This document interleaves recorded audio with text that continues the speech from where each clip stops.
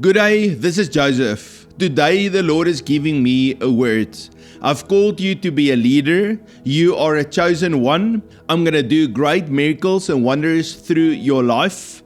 And I'm calling you forth. I say, rise up because I have a plan and purpose for you. I've taken you through a process, the fire, to prepare you for what is coming. And today I'm calling you. I say, rise up. Use that anointing and that gifting that's on the inside of you. Use all of that training that I've placed on the inside of you to rise up and go forth, because I've chosen you. I anointed you. I'm sending you today to do my work, to be a minister in my kingdom. The Lord is showing to me many people in the New Testament and in the Old Testament how the Lord raised them up. How they had no vision on that day when God called them. They had a crisis because they said, yes, Lord, I want to serve you. I dedicate my life to you, but I didn't know which way to go. And I feel many of you, as you listen today, has lost vision. But you say, Lord, I want to do it. Show me, what must I do? Now let me give you examples in the Bible. When we look at Abraham, in older documents, it says there that Abraham lived for a while with Noah. He learned to hear the voice of God and to be in a relationship with God. And then the Lord waited for Abraham until he was 75 years old before the Lord actually called him. Imagine that. This is a man, he went through the prime of his life. And then when he was 75, the Lord said to him, I'm going to give that nation to you. I'm going to make you a great nation. I'm going to give you this great piece of land. I want you to go. Think about it. This man, his body was so old, he can't have children anymore. He lived his life. Now he has to pack his stuff and go. The Lord is calling him.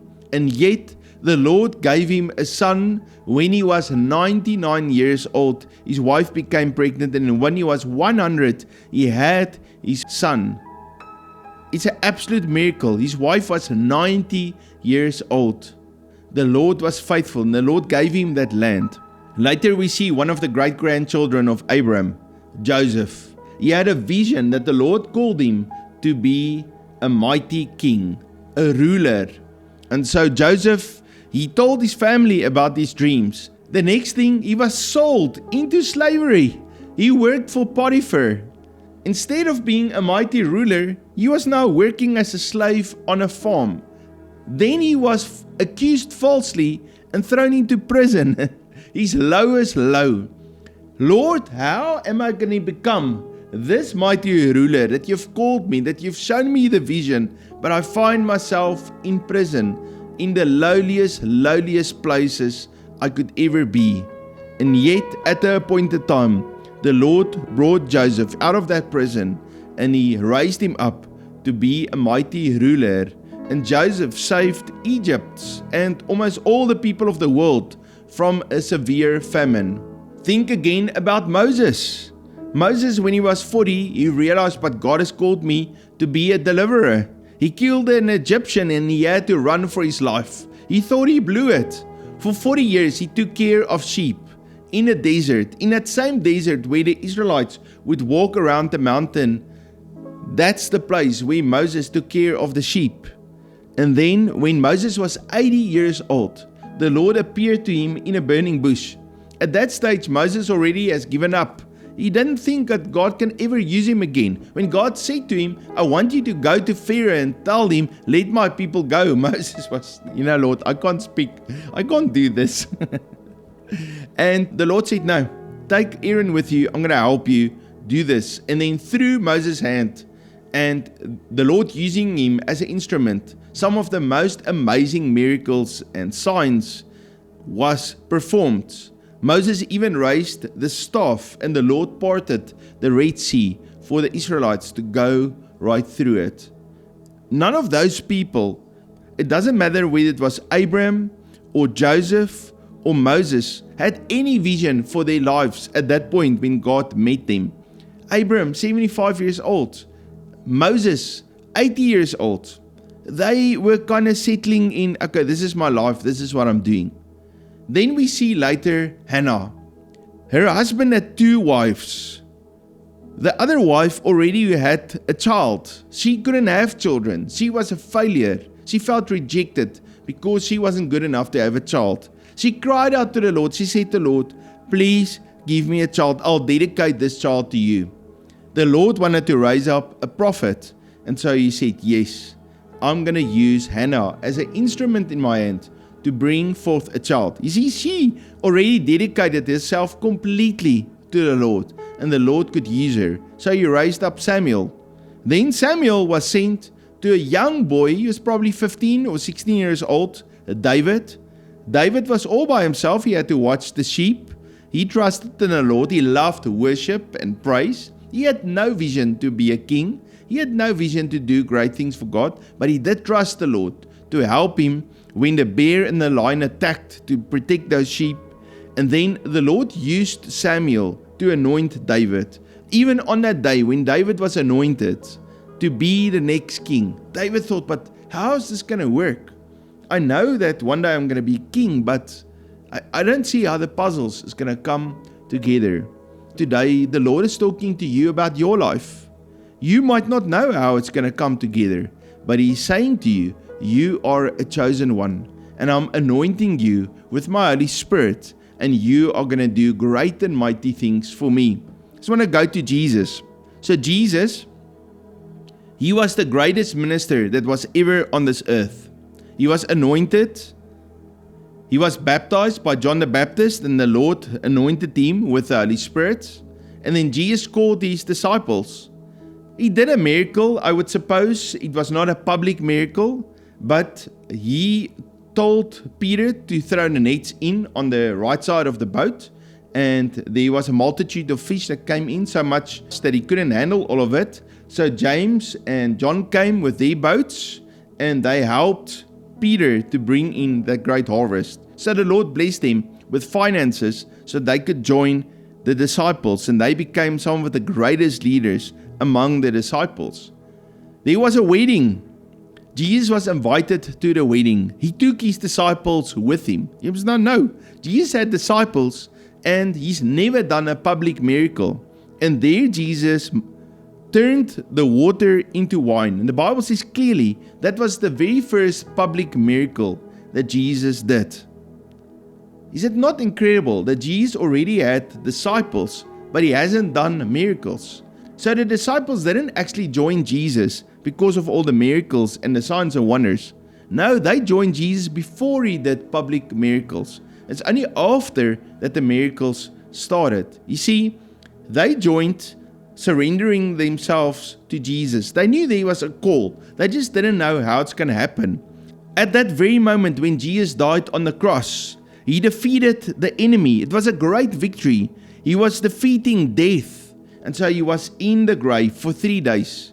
In those 3 days, the disciples lost all faith. They thought, well, what's going to happen now? Is it all over? It was going so well, and then they crucified Jesus. It's done. It's not coming back. And yet, Jesus rose from the dead. There was resurrection power. Not only did the Father, through the power of the Holy Spirit, resurrect Jesus, but also the vision in the disciples had to be established. They knew they were trained. They went through that process. But how would they get to the point where God is calling them? Jesus told them, go and wait in Jerusalem. They waited there for 10 days. The Holy Spirit was poured out. And then when they all received that fire, then something in them was activated. And people started to see that signs and wonders, speaking in other languages, releasing supernatural healing. 3,000 people being saved, and then shortly after, another 5,000 people. They said yes to being a disciple, having not seen any miracles. Then they saw some miracles that Jesus did publicly, but then Jesus was crucified. Again, they lost all vision. And so, in your life, you might say, but I said yes to the Lord, and I haven't seen the miracles and the signs and the wonders. How is it going to work out? You see, the Lord is calling you today. And He says, I've called you. You are a chosen one. I'm pouring my Holy Spirit fire on you today. And I'm going to transition you from where you are right now into that place of destiny. Another great example in the Bible is Paul. So Paul, he was Saul, and he were doing his own thing. The Christians were fleeing for their lives. They were persecuting the Christians, and so he received documents from that synagogue in Jerusalem. He was sent to Damascus to go and persecute and arrest those Christians. As he was on his way, Jesus appeared to Paul in a brilliant, bright light, and he said, "Saul, Saul, why are you persecuting me?" Very important. You see, the Lord interrupted Paul while he was going in the wrong direction. The Lord took all vision he had for his life away. He was even blind from that moment. He had scales on his eyes. And then for 3 days, he had to sit there in Damascus, not knowing what? How is this going to work out? Jesus appeared to me, but now I've got no vision for my life. My vision was to persecute the church. I realized that's not the way to go, but I don't have any vision. And then the Lord sent Ananias. In verse 15, but the Lord said to him, "Go, for he is a chosen vessel of mine, to bear my name before the Gentiles, kings, and children of Israel." The Lord has called Paul to bear his name, to be a chosen vessel. And I want to tell you today, you are a chosen vessel of the Lord. Then Ananias went and he spoke to Paul. It says, and Ananias went his way and entered the house. Laying his hands on him, he said, "Brother Saul, the Lord Jesus, who appeared to you on the road as you came, has sent me that you may receive your sight and be filled with the Holy Spirit." The Lord gave to him sight. That's vision. It's physical sight for his eyes, but also spiritual vision for his life. And the Lord filled him up with the Holy Spirit. And that's what I believe the Lord is saying to you. You are, number one, a chosen vessel. I'm restoring sight back to you. And number 3, I'm filling you up with my Holy Spirit so that you can rise up. You can be a leader in my church. The Lord is about to pour out the greatest revival, the greatest outpouring we have ever seen. And to catch that fish, He needs great leaders in His kingdom, both in the church and both in the marketplace, in governmental systems, in the education system, everywhere, in families. The Lord is looking for leaders. And I believe He is calling you today. He says, you are a chosen one. I'm releasing sight back to you and I'm filling you up with my Holy Spirit. Let's pray.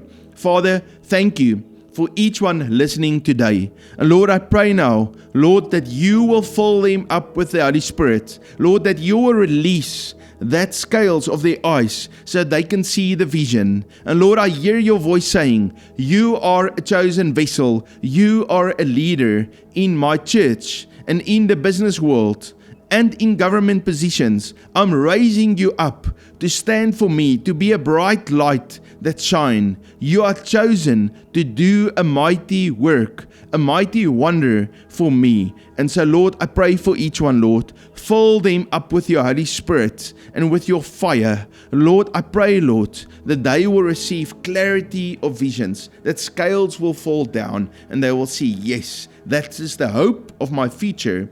Lord, I pray over each one, Lord, that you'll remove all fear and anxiety from them. Lord, release the joy of the Lord to them. Lord, open up the heavens and pour so much blessing and resources on each one. Lord, strengthen their physical body. Put your supernatural protection around them. Surround them with your presence and with your angels so they can walk in the plan and the purpose you have for them. And as I pray, I want you to just open up your spirit and receive Jesus. You are our first love, and we receive today your glory and your Holy Spirit on the inside of us. Lord, thank you that we can receive vision for the call and the purpose you have for us. In the name of Jesus, amen. If you are new, please hit that subscribe button and the bell notification. Write an uplifting comment. If you want to give, the details is in the description how you can give. You must have a fabulous day. I love and appreciate each one of you. God bless you.